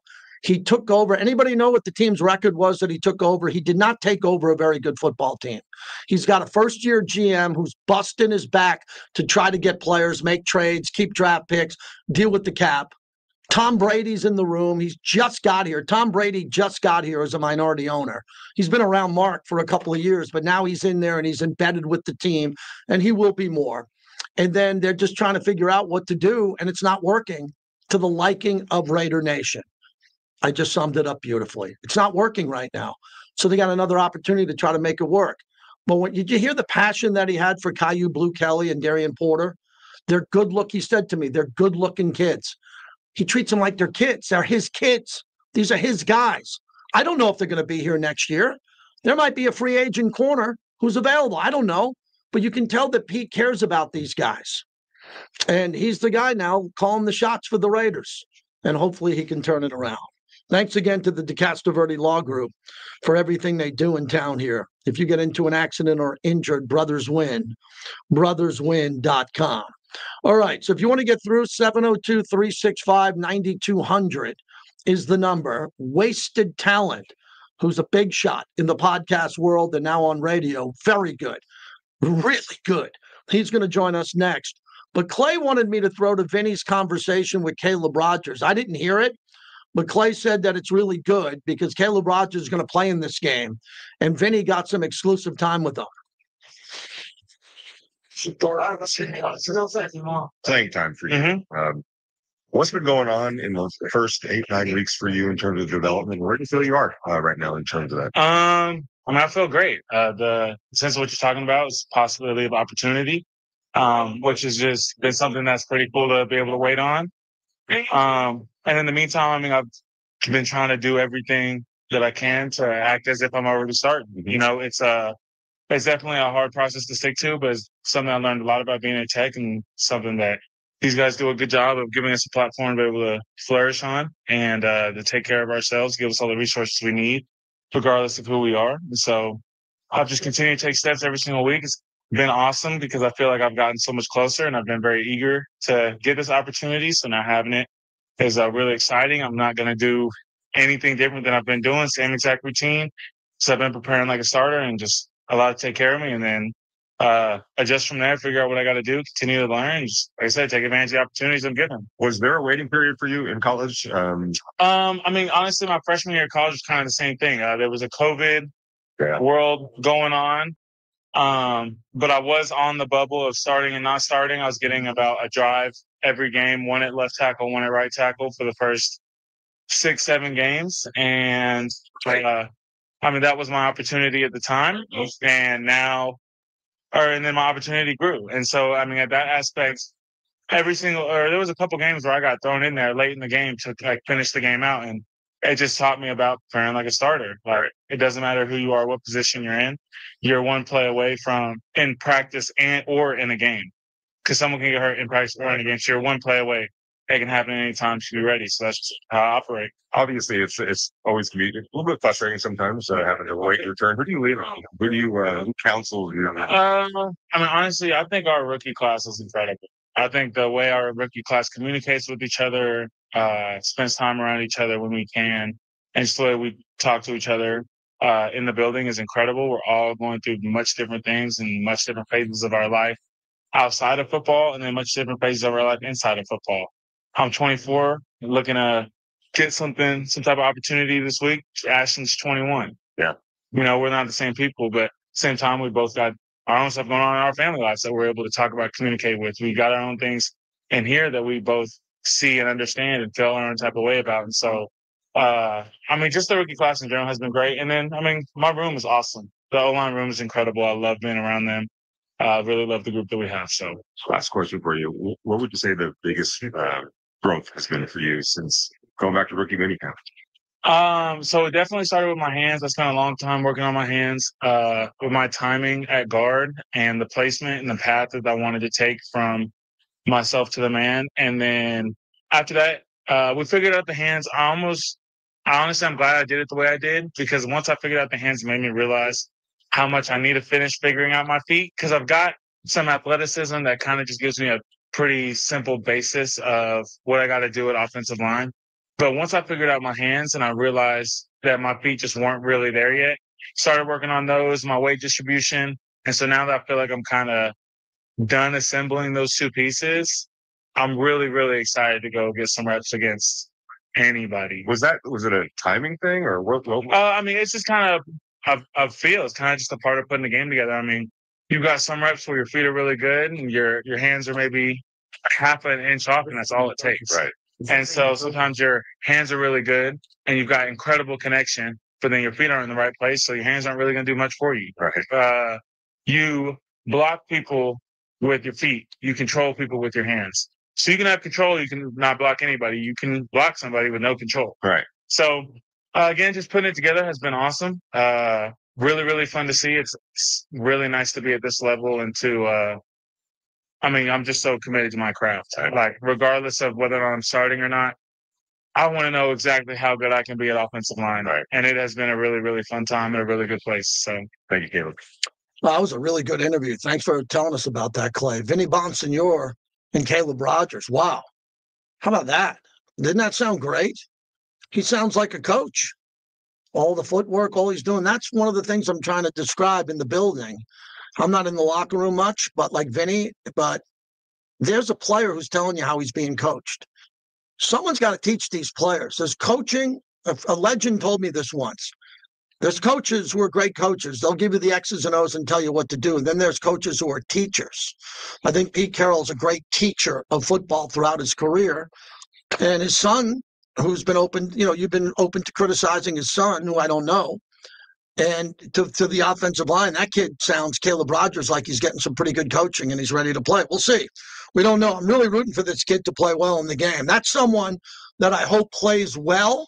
And you call me Tuesday and say, hey, Caleb played well. Hopefully Caleb continues to play well. Houston in L.A. on the Pete Carroll discussion. Go ahead. Hello? Yeah, you're on the radio. I followed Pete Carroll way back in the Reggie Mendel White days, but I'm like USC ever since Charlie White, man, and Marcus Allen. So I go way back. I'm 23 years old. Okay, so I like Pete. He's getting a lot of flack and all that good stuff and all that messed up stuff, but he's basically touch, man. He turned them into a defense to winning organization. Even the first time he was with the Patriots, when he got booed, kicked off of the team, he still gave them a decent record, if I'm not mistaken. And so, as Raider Nation, sometimes we just need to, kind of think a little bit beyond the trees and say, hey, maybe we don't have as many good players as we think. I mean, we have Brock Bowers, undeniable. Max Crosby, running back, and a couple other players, undeniable. Right? I'm looking, and I'm the guys that we let go, and then Todd still injured over there in Blue. Hobbs gets hurt a lot. Yeah, he does. And players like that. The only guy that's balling decent is Trayvon Morrick, and at the same time, you can't win them all. So we need to have a little bit more patience, man.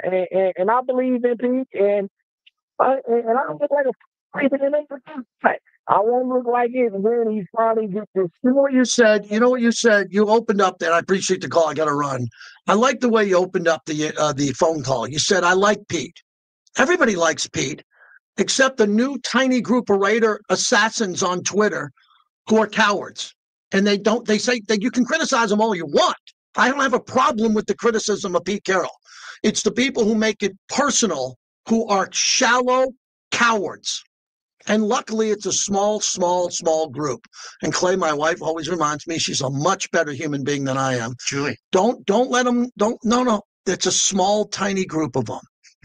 And she's right, because they're in my world. They're flashing in front of me. It's like a raindrops when you're driving. They just splatter all over my car window. Hey, I want to thank Raider Ron, who checked in on the chat. Said, I've been a fan since 1980, 6 years old. Pete's doing it right. Correct the culture, attitude, and mentality. I'd like to see more Genty. He leads all rookies with 143 carries. We need O-line depth, my opinion. Go Raiders.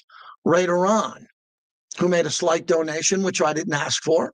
Not here to ask for anything, but he gets his comments read on our YouTube channel. Coming up next, Wasted Talent, brought to you by Woodson Bourbon Whiskey. I'm going to see Charles next week. He's coming into town for F1, and he sent me a beautiful gift package of his Black Hole Woodson Bourbon Whiskey from Charles Woodson. How cool is that? Woodson Bourbon Whiskey, proud partner of our show. Charles has got everything going, from Fox to his legacy brand to his Intercept wine, and we love promoting and telling you and reminding you to go buy exclusively Woodson Bourbon Whiskey. It's the morning tailgate. At some point. Good. Thank you. We'll do one more with Wasted Talent. He'll call us, I'm assuming. He's calling now. JT Quick Show. Let's get a little Wasted Talent up here. Hey, how's it going, man? Had a chat. Something I chat you. What? I chat. Okay. Morning tailgate. Tuesdays at 7 a.m. on Raider Nation. I think that sounds great. 20 a.m. I think it sounds good. Okay, hold on one second. You said, Yeah, it thinks okay. So we should study it.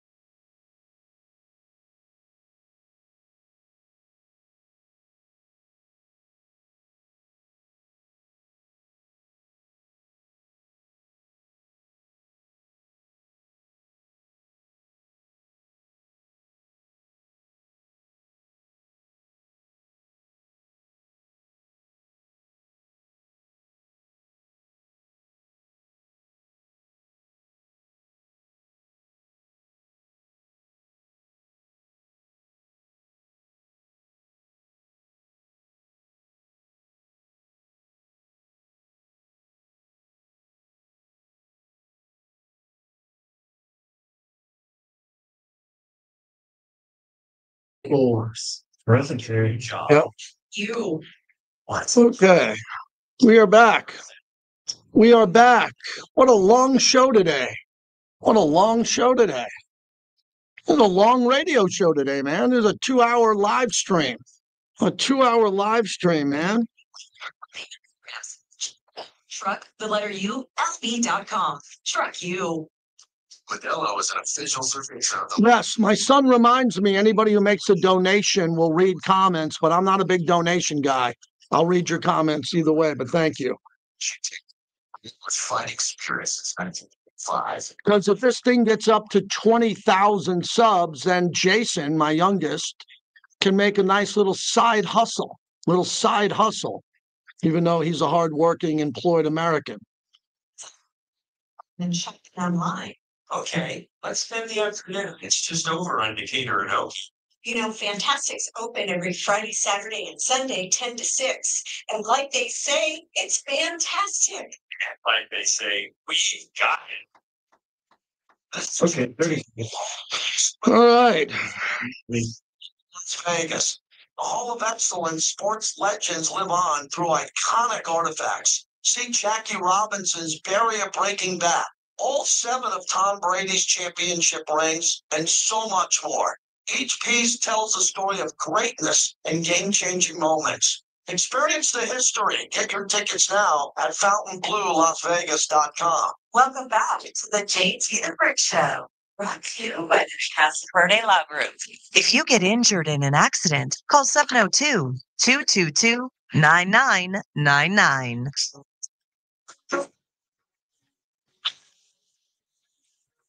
Geno Smith is in the shotgun on 2nd and 3. He's back to throw, eyeing the right, steps up into the pocket, over the middle. He's got straight into the end zone. 10. He is baby. 27. And the Raiders with 1:52 to go regain the lead. Great call by Jason Horowitz. JT back with you this Friday. Join Remy Martin at Ghost Bar for Ladies' Night with specialty Remy Cointreau cocktails all night. Free sampling starts at 10 p.m. and the first glass of champagne is on the house for all ladies before 11 p.m. Oh, man, they got resident DJ Jenna Palmer. She'll keep you entertained while you sip on Remy specialty cocktails for the best view in Vegas. And I was there for the grand opening of the Palms. And I got a place still at the Palms. And I can tell you now, there's no better view in town. It's the 50-yard line of the Strip. Get on up to Ghost Bar, Remy Martin, sip like royalty. Royalty in the podcast world as he enters now the radio world on the flagship. Wasted Talent begins here with us. And I'll tell you, I'm real disappointed with the last 2 losses because I'm not into 4-5 and 5-4. I want to see Super Bowls around here. But you take the Chicago block kick, the Jacksonville 2-point conversion, and they should have slaughtered Denver, and we'd be talking about 500 football with Dallas coming to town. How do you see it? I feel the exact same way. I'm pointing with anything. Me being a Raider fan for as long as I've been, I hate the Denver Broncos probably more than any on the planet. When I was growing up, John Elway. So I'm always so opponent of us beating the Denver Broncos. There's a lot on the table. So, the Trey Tucker touchdown that got called back, and go drop passes. So it's super winnable game for the Raiders. They played lights out, and real shame they weren't able to kind of capitalize on that. So on it, Dallas game, so I'm hoping that we can kind of rebound because, we got some more rest. The Raiders have kind of been the run around the world when it comes to rest. So getting rest and getting a Monday night game, and I think we're going to get the best effort out of the defense. Yeah, that's a really good point that you're making here because they better play well on a mini bye week, but also Dallas is on a full bye week. So expect Dallas with the addition of Quinnen Williams to play really well. Dallas is a good team offensively. They're a mess defensively. But the Raiders, they lost JPJ. They don't get Colt Miller back. I know you wanted to talk about Caleb Rogers, and from what you've heard about him since he was drafted by John Spytek, you heard his development. He just spoke to Vinny Bonsignore. What are your expectations for Caleb coming into this game against two of the best defensive tackles in all of football. I expect him to have some growing pains because he is a rookie, but this is a battle-tested guy. He started 55 consecutive games across multiple positions when he was in college. And I think that's part and parcel to the reason why John Spytek brought him in. And some of the issues that he had to clean up was like hand placement and technique. And at this point in the season and him being acclimated to the team, to the games, going against some of the guys that we have on the defense, such as Max Crosby and Adam Butler, think that we're going to get a pretty decent showing out of Caleb Rogers. I definitely do. He's a guy who is a nice punch. He's very physical, and he played right tackle in college, and now them moving him inside the guard. I think that kind of lines up with his skill set at the NFL level. Yeah, don't you think, Wasted Talent joins us, don't you think that a tackle in college should be easily, and he's going to struggle in games, but easily moved to guard to play more in the phone booth and the speed on the outside and show his physicality and his strength? That's what I'm looking forward to. I'm a little bit concerned for the matchup because established Pro Bowl and all pros sometimes dominate young players in the league because those young players just haven't played enough. That's a fact, JT. I mean, it's going to be a baptism by fire. No doubt. Quentin Williams is one of the best in the league. Kenny Clark's excellent interior defensive player. But, once again, the Dallas Cowboys have been a mess. I think it might be ranked 30th. But I know Quentin Williams is going to change that. But I think that's ranked 30th against the run. They've been getting run on. They've been getting run on like a track meet season. So, I expect for Caleb Rogers moving inside to guard to kind of have a bit of advantage, more so than when you talk about starting a rookie guard. Starting a kid who played primarily most of his snaps at right tackle in college, coming inside with him having, and a lot of the reason why he's not a tackle at the next level is they talk about his 33-inch arms, but him coming inside with the punch that he has and the athleticism that he has, I think that's going to translate into him possibly being a starter long-term for me. Wasted Talent joins us. You just nailed it. The Cowboys give up 143 yards a game on the ground. Average 143. The Raiders give up 106. And God, it makes sense to run the ball, but here's what I'm worried about. I'm worried about those runs into the pile. The Raiders, if the Raiders think they can run the ball against Dallas, which all stats say yes, but we know when they run it up the middle, they get crushed. There's nothing available there. So do you think they can get outside on the perimeter and get Ashton going? I definitely do. And I want to see Chip Kelly make some adjustments in a way of bringing in an extra down line. Doing some of the things that, the Raiders used to do years ago when Derek Carr was here, when we had car insurance. We used to have Lee Smith, great blocking tight end. When they didn't bring in Lee Smith, they were bringing like John Feliciano and guys like that, and they would kind of be tight ends, airport tight end. I think that's kind of what the Raiders need to do to kind of get this running game going to the outside. Bring in an extra lineman, line them up as a tight end, and, most defenses understand when you do that you want to run the ball. And I want the Dallas Cowboys to understand we're trying to establish the run the ball. And I want the Raiders to stay consistent in running the ball because we know Ashton Jeanty is one of those kind of backs. The better he gets, the more you feed him. He's a pitch count runner. He's not one of these guys where you can feed him the ball 2 or 3 times and then go away from him for 10 plays. Just want the Raiders early in the game to really, really focus on featuring Ashton Jeanty so that the offense can have more balance and everyone else on the offense will win. Yeah, I'm going to push back on that. When you say feature Ashton Jeanty, they have been featuring Ashton Jeanty, and then he gets the ball and he gets blown up. And then it's 2nd and 9.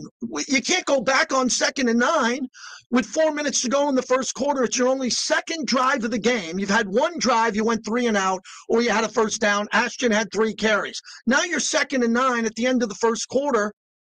How do you stick with them? You got Bowers, you got Tucker, you had Jacoby Myers. Like, don't you have to put the ball in the air? Like, what do you mean by sticking with the running back if we're down in the game, we're down in distance, and we're trying to make up ground?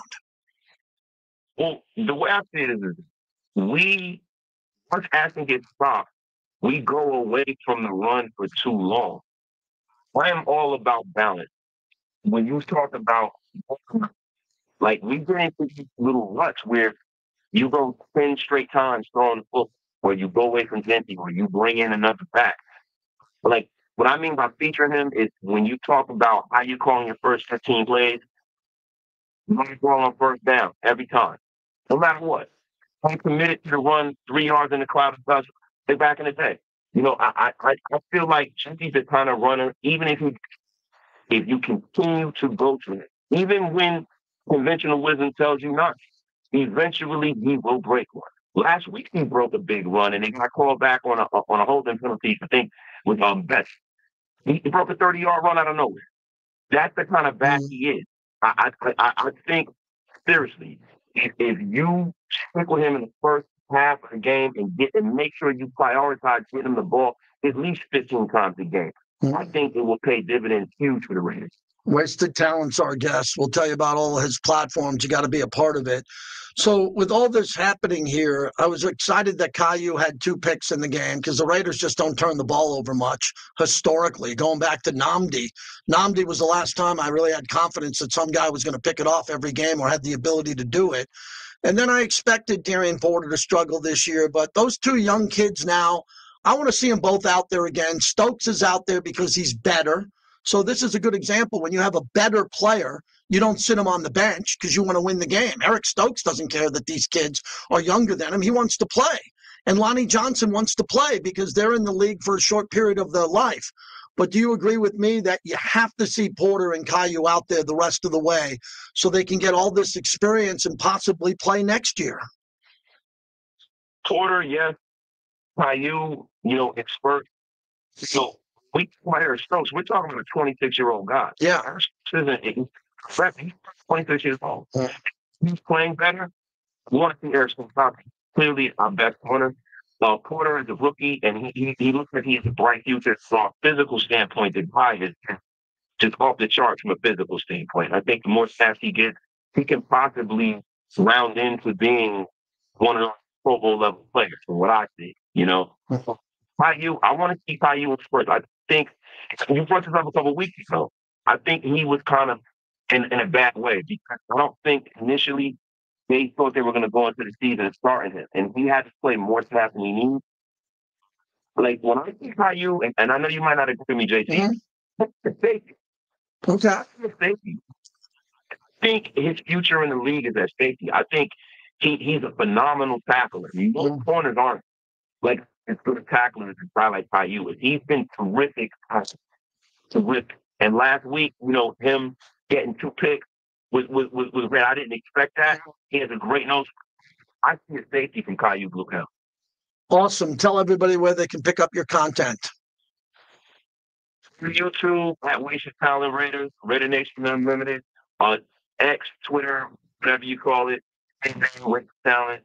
And thank you for bringing me on. Appreciate it. As always, man, it's a pleasure talking. You got it. My pleasure. He'll be on every week now. We started him off. We put him on now every week because he's good. He's much calmer than I am. You can have a conversation with that guy, Clay. You can't have one with me. You can because we've known each other since. You can have a conversation with that guy. He's very comfortable in his own skin, which I'm not. At times, I get nuts on this show. We'll wrap it up on the other side. Yeah, Andrew wants that Remy Martin. That was it, delete in. Hey, thanks everybody on our social media stream. Thanks to all the bricklayers. Big announcement coming with the bricklayers. Stay tuned. I'll tell you either end of the week or next week. Thank you so much, everybody.